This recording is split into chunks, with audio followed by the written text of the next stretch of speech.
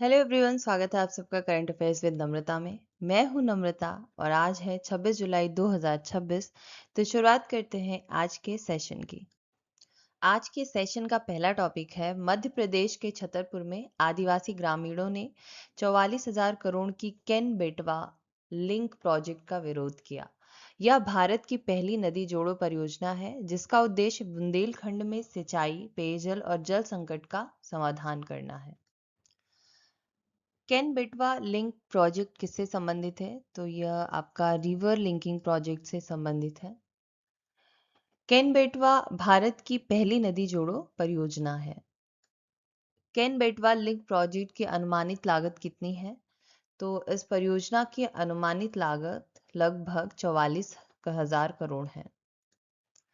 केन बेटवा link project किन दो राज्यों से संबंधित है? तो ये आपका मध्य प्रदेश और उत्तर प्रदेश से संबंधित है। यह परियोजना केन और बेटवा नदी को जोड़कर एमपी और यूपी के बुंदेलखंड क्षेत्र को लाभ पहुंचाने के लिए बनाई गई है। केन बेटवा लिंक प्रोजेक्ट का मुख्य उद्देश्य क्या है?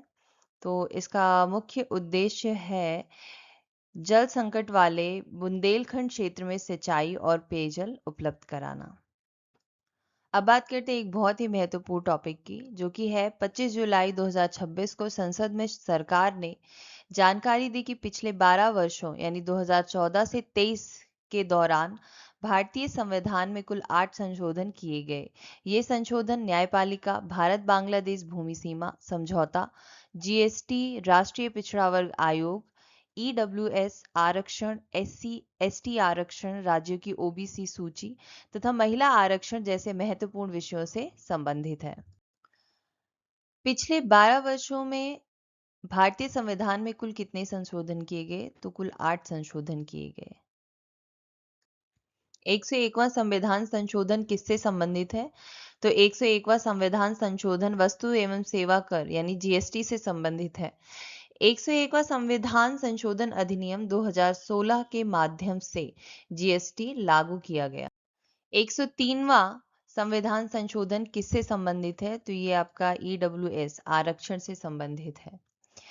103वां संशोधन 2019 द्वारा आर्थिक रूप से कमजोर वर्ग के लिए 10% आरक्षण का प्रावधान किया गया। राष्ट्रीय पिछड़ा वर्ग आयोग एनसीबीसी को संवैधानिक दर्जा के संशोधन से मिला। तो ये आपके 102वें संशोधन से मिला। 102वें संविधान संशोधन 2018 द्वारा एनसीबीसी को संवैधानिक दर्जा प्रदान किया गया। महिलाओं के लिए लोकसभा और राज्य विधानसभाओं में आरक्षण किस संविधान संशोधन से संबंधित है? तो ये 106वां संविधान संशोधन है। 106वां संविधान संशोधन 2023, जिसे नारी शक्ति वंदन अधिनियम भी कहा जाता है, महिलाओं के लिए सीट आरक्षण से संबंधित है। भारत बांग्लादेश भूमि सीमा समझौता किस संविधान संशोधन से संबंधित है? तो ये 100वें संविधान संशोधन से संबंधित है। 100वां संविधान संशोधन 2015 भारत बांग्लादेश भूमि सीमा समझौते को लागू करने के लिए किया गया था। एससी एसटी के लिए लोकसभा और विधानसभाओं में आरक्षित सीटों की अवधि 2030 तक बढ़ाने वाला संशोधन कौन सा है? तो ये 104वां संशोधन है।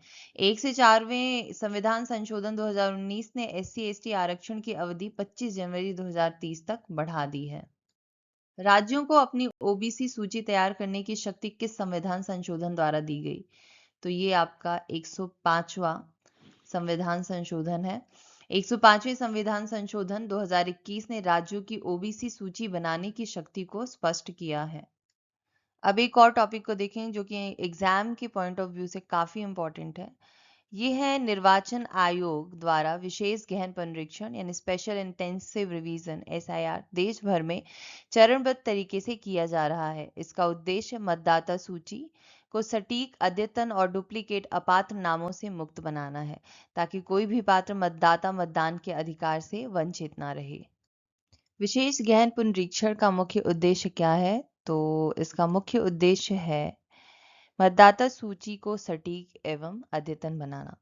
एसआईआर का उद्देश्य मतदाता सूची से डुप्लीकेट और अपात्र नाम हटाना तथा सभी पात्र मतदाताओं को शामिल करना है। इससे चुनाव अधिक पारदर्शी और निष्पक्ष बनते हैं। एसआईआर की शुरुआत सबसे पहले किस राज्य से की गई? ये आपका बिहार से किया गया सबसे पहले।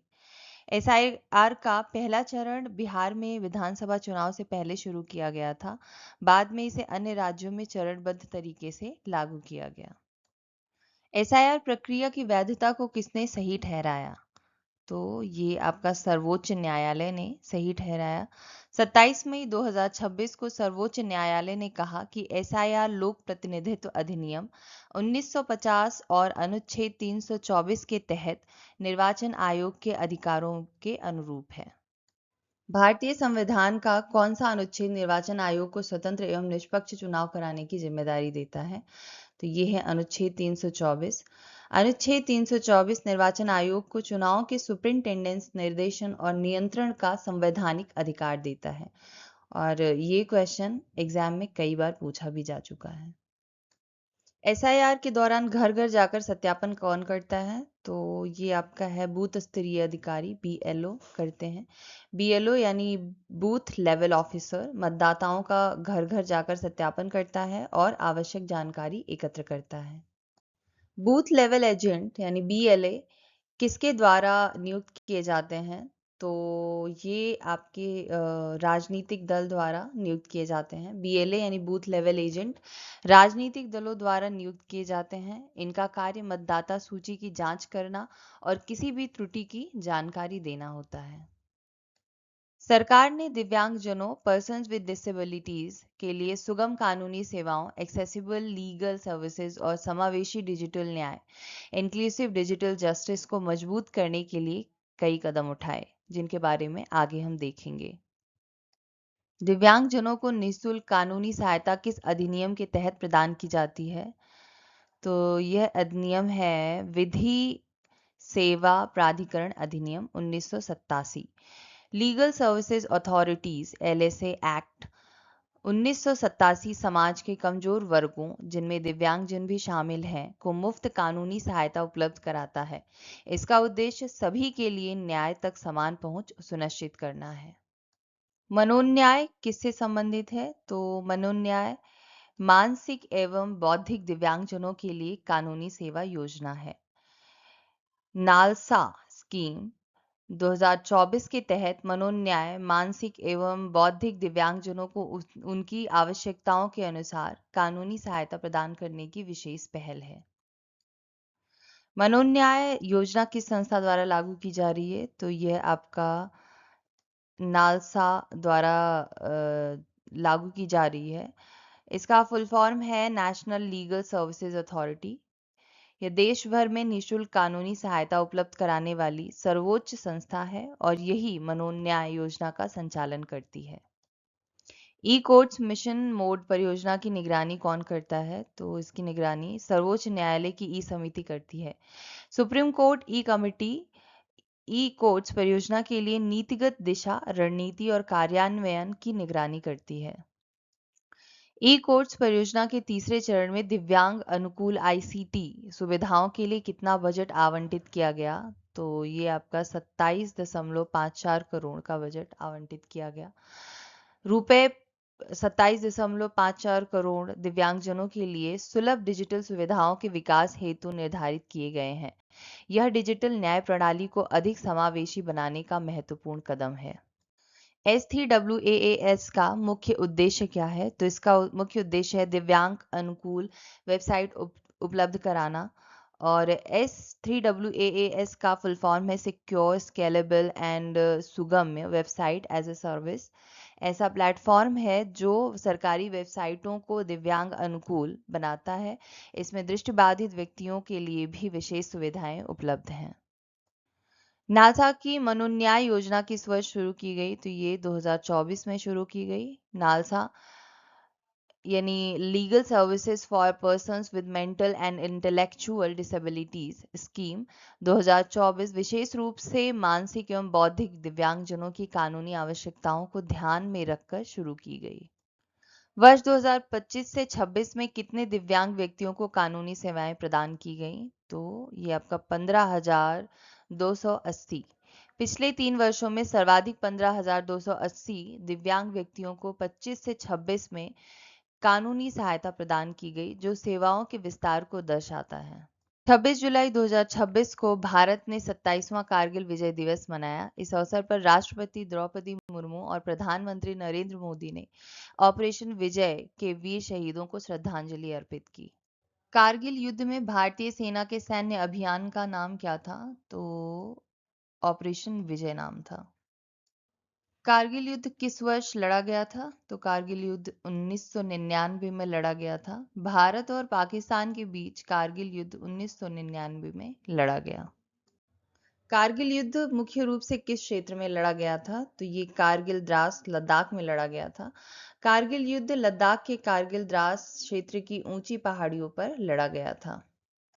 2026 में कौन सा कारगिल विजय दिवस मनाया गया? 27वां कारगिल विजय दिवस मनाया गया। अब बात करते हैं एक और महत्वपूर्ण टॉपिक की, जो कि है अमेरिकी सीनेट में नए H1B वीजा पर 3 वर्षों की रोक और प्रत्येक आवेदन पर $1 लाख शुल्क का प्रस्ताव रखा गया है। इसका उद्देश्य अमेरिकी कर्मचारियों के रोजगार की सुरक्षा बताई गई है।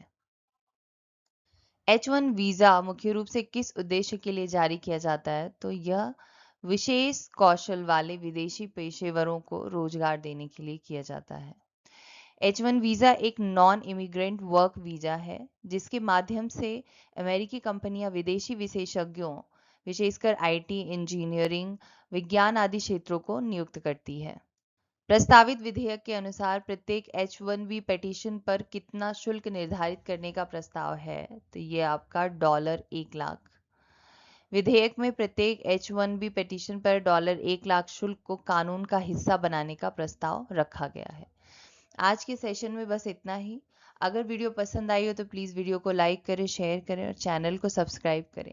मिलते हैं कुछ और ऐसे ही इम्पोर्टेंट क्वेश्चन के साथ अगले वीडियो में। तब तक के लिए नमस्कार।